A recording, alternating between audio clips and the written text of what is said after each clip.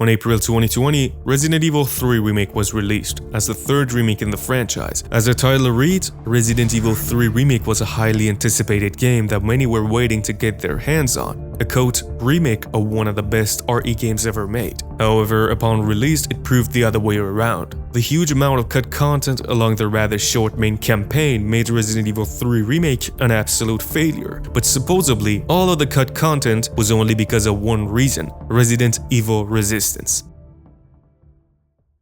Depicted as the online Resident Evil game, a game set in the world of Resident Evil, where you choose either of the two sides, Mastermind or the survivors. As the Mastermind, you control the infected, boss and mini-bosses. You can spawn them to fight the survivors as they find a way out. The controls and the gameplay feel just like Resident Evil 3 Remake, and besides the terribly designed HUD map and also the new melee combat, there was definitely nothing new, and the remake of the beloved game, RE3, went to waste. With all the incredible possibilities of actually remaking the game, not rebooting, not to mention how brutally the Mercenaries was butchered by not including it at all. As the time progressed, the game died as expected. However, with the launch of Resident Evil Village, the developers at Capcom tried releasing another online Resident Evil, but this time a bit differently. This time you play as the main characters in the universe of RE. So far, Claire, Leon, Jill, Chris, and Hunk. The game follows a basic PvP multiplayer rule,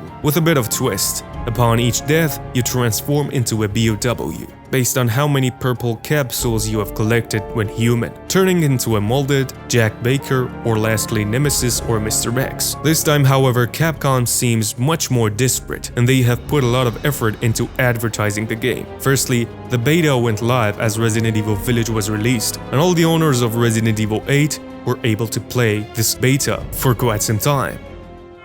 Before going any further, we're trying to hit 5K by the end of the year. If you are a Resident Evil fan and enjoy Resident Evil content, this is the place for you. Give this video a thumbs up and subscribe to the channel. And now, let's move on.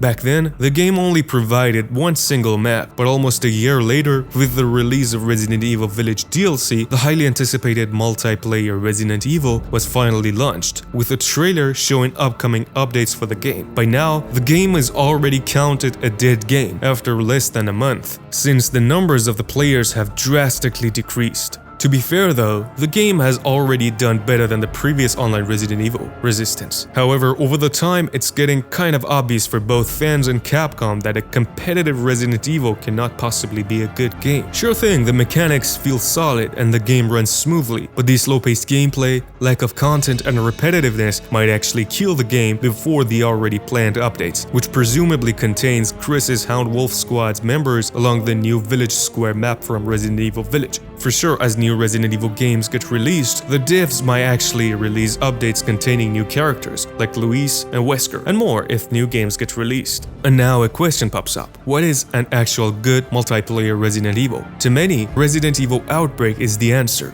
And also many may refer to a co-op Mercenaries. Both have already proved to be a nice game mode, as the co-op Resident Evil games have shown over the time, Resident Evil 5 and 6, and also the Outbreak series, File 1 and 2. The only way for the devs to have a successful Resident Evil is to release a co-op game rather than a competitive one. To know more about a potential Resident Evil Outbreak remake, watch this video. And as always, thanks for watching.